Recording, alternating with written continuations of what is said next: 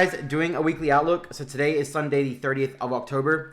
So first I want to start with mentorship students. Make sure you guys go and watch Sniper Sundays. That was posted in the mentorship Discord this morning. All right, that's kind of a full breakdown with our zones, our everything we're looking at on our main pairs there. So make sure you guys go and watch that.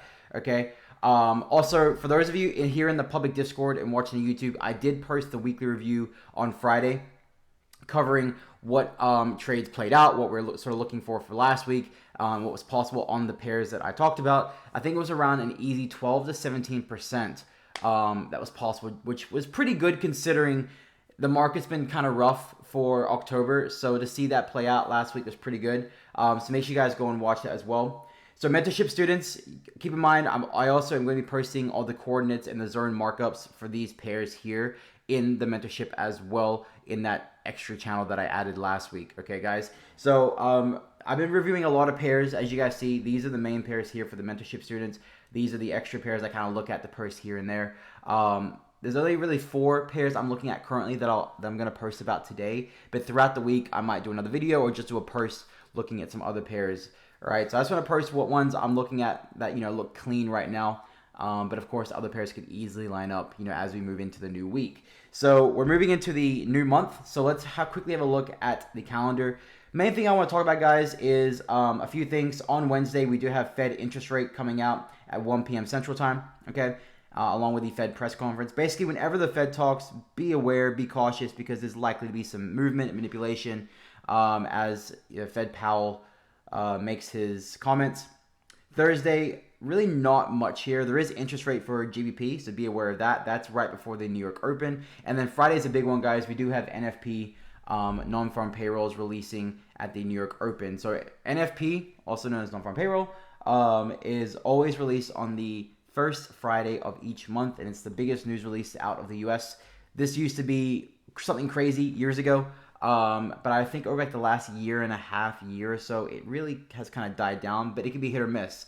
Last NFP, from memory, there really wasn't much movement, but sometimes there is. Okay, so just be aware of that. And also know that sometimes the week of NFP could also be kind of quiet as the market kind of slows down and anticipates the NFP release on Friday, because things begin to get priced in early, and that's why we see a lot of manipulation right before NFP is released. So just be aware of that as well. If you do see a lot of pairs just kind of moving sideways or just kind of going kind of slow this week, it's most likely because they're waiting for the NFP release. All right. So let's have a look at some pairs. So these are the trades that were available last week on USD Swiss. Mentorship students, you guys know what you're looking for. All right, coming into this week, guys. Well, first let's talk about the dollar. The dollar is still very, very bullish overall. All right, right now, let's go to the weekly actually. Right now, still very bullish. Okay, everyone's very eager to sell the dollar. It is showing a lot of bearish price action. But right now, basically, until we kind of break this 1095 region, I'm gonna say we're gonna go higher. Okay, so right now I am actually looking for this to retest this 600, 800 region of DXY here. Okay, and then if the dollar can respect this level, we could see it move higher. However, if we are to see it break lower, then we should see a retest of this 800 region for a continuation down into 1095, and then maybe even a move lower from there. All right, I would prefer, honestly, to see this just based on what I'm seeing on a lot of USD pairs. In particular, I did post about on Friday that I was looking at a possible buy on AED USD. This is still something I'm looking at. Okay, still something I'm looking at here. All right, so coming into this week, I'm watching AU for a possible buy from this 0.64 thousand level. All right, mentorship students, you guys know what you're looking for. All right, I'm not going to go too much in depth on that. That's why you are in the mentorship program. But watching this very closely in line with DXY. If DXY is to move lower and we get this sort of setup, then think about it. If this is to line up on DXY, what would line up on AED USD? We'd probably see something like this, right? Not exactly, but most likely something along these lines. That's what I would personally be kind of waiting on and looking for off this 0.64 thousand level here, and then a possible buy up into the highs. Okay, so we'll see what we get moving into this week, but definitely, the first area of interest would be somewhere from here up into our next region, which is where that sell was available from last week at 0.65 thousand. That would be a nice little 1 to 4. And then if we can break higher, we could easily see a 1 to 5, 1 to 6, etc. And I will cover that as that begins to unfold. Now, of course, we could see that dollar strength I talked about, which means this setup would likely not play out. And we wouldn't take a buy here. We might see something like this as we head into our next region, somewhere down here, which I will cover with the mentorship students throughout the week. All right.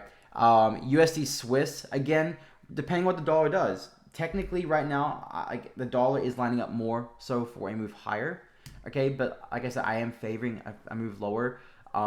So having a look at like USD Swiss, right? If we are going to see the dollar move lower, then we would most likely see a move lower from here, right back down into this region here. So, the buy here that was available from last week was a nice little 1 to 4, 1 to 4.5. Same thing could happen here. We could see a possible buy, again, not off this candle, but, in this region, if the price action was to occur.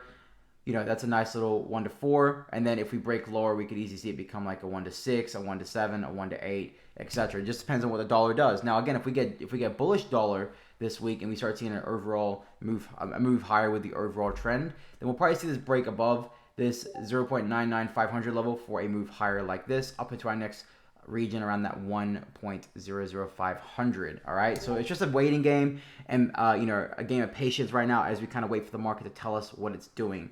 And yeah, two other pairs I want to look at are AUD CAD. So this is not a pair I normally trade. However, a lot of pairs have been somewhat messy, and this is pretty clean. This has been respecting price very well. Hasn't been giving the best price action in terms of entry. The market has been kind of messy, like I've been saying, but this is lining up to be pretty nice. So what I'm actually looking for here is a pull down into this 0.87 thousand level here for a possible buy back up into 0.87 sort of 800. And then if we can break that, I believe we can see 0.89 thousand here, right? So again, a buy from this region would be something like this, an easy 1 to 3. And then if we can break higher than that, I believe we'll see 0.89 thousand, which is a nice 1 to 8. So it just depends on what kind of plays out. Keep in mind though that AUD CAD and AUD USD are highly correlated, and I'll show you guys what I mean. All right, so I use the 4 hour for everything. Let me go to AUD USD. Where we at? AUD USD. It should show up here. Yeah, AUD CAD. Where is it? It was right here. AUD CAD is a 91.2 positive % on the daily. Then the 4 hour, it's 98%. Right, I tend to spend most of my time on the 4 hours. Therefore, I whenever I do check correlation, I don't rely on correlation. It's just something I will look at here and there for confluence, but it's never anything I will rely on because things can fake out. Right, you always are best to trade what you see.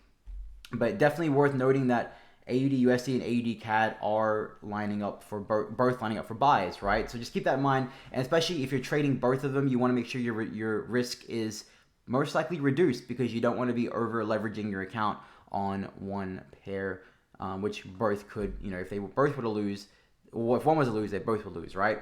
Last pair I want to cover is Euro AUD. So again, that sell from last week playing out here for like a 1 to 7 or just about. On the daily, this thing is still very bullish on the daily and weekly. We have to keep that in mind, all right? Daily and weekly still bullish. However, I do expect to see somewhat of a pullback, at least into this 1.52 thousand 5.2 sort of 500 region here. It just depends on what happens this week, right? So right now, this pair is really respecting this 1.55 sort of 500 region here. So if price can respect this level here and do something like this, I'd be looking for a sell right back down into 1.54 200 region. And then if we can break that level, even lower. Now, if you were to box this off and just kind of view price as it is, let me just clear this off here. Think about what price is actually doing. Price is pretty much in somewhat of this larger range, right? Pretty much since here, price is just kind of bouncing between these two levels, right? Kind of pushed up, pull back down, pushed up, pull back down. So therefore, using that information there, if price is to break above this level, our first target's going to be here, right? So really just try not to get caught up too much in the middle between these two levels. I would much prefer to try and execute off of here or here. However, if the price action does line up here, we could see a sell back down to here for a possible, so a sell down into here, and then a possible buy right back up into here if price is to fail to break below this 1.54 thousand region here, okay? So there's 4 pairs there we're looking at, all of which are lining up with some pretty decent setups. Mentorship students, like I said earlier, you guys know what to look for. If you get, if you are unsure, make sure you drop a message in the traders chat within the mentorship Discord, all right? Sniper Sundays was posted this morning for mentorship students as well. And I'm going to be updating a bit more in the public Discord this week, trying to get some nice setups out there. I'll do another video either on Tuesday or Wednesday, just depending on how fast the market is moving. But as always, guys, make sure you guys are using your position size calculator, okay? It's very important that your risk management is always on point. The difference between a good trader and a unsuccessful trader is risk management at the end of the day, because you're going to have winning streaks, you're going to have losing streaks, you're going to have break evens. You're going to have months where the price action is really, really easy and it's easy to just get in trades. And there's other months that are just kind of difficult, right? Again, we as traders, we can't force anything. It's up to us just to follow the market. So all you can really do at the end of the day is stick to your trading plan that you believe works, that you've proven to yourself that works, and then use very strict risk management. That way, when you're winning, it's all good. But when you're losing, it's all good, right? Because you're going to have wins and losses. And guys, using a position size calculator is what you need to be doing, all right? So here, for example, if you're trading Euro USD and you have a $25,000 account and your risk is, say, 1%, and you're doing a 20 pip stop loss, this is how you get your lot size, okay? Now, let's say you're doing the same setup on the USD. Oh, let's go maybe Euro. Let's go AD USD. See how it was 1.25? Let's go AD CAD. See how it's 1.7? Same risk, same stop loss, same account size. 250, which is 1%, 1.7. All right, so using a standard lot with the same setup on different pairs, it's wrong to do, because you're not risking the same amount of money. So make sure you guys are using a position size calculator always. Okay, I don't care which one you use. I'm not affiliated with MyFXBook or any of them, but this is just the one that I like to use and I find is easy and always very accurate. So make sure you guys do that. If you have any questions, make sure you hit me up on Instagram or in the Discord, in the public Discord. All right, and I'll have another video out with some setups throughout this week, either tomorrow or on Tuesday or Wednesday. Thanks, guys. Happy trading.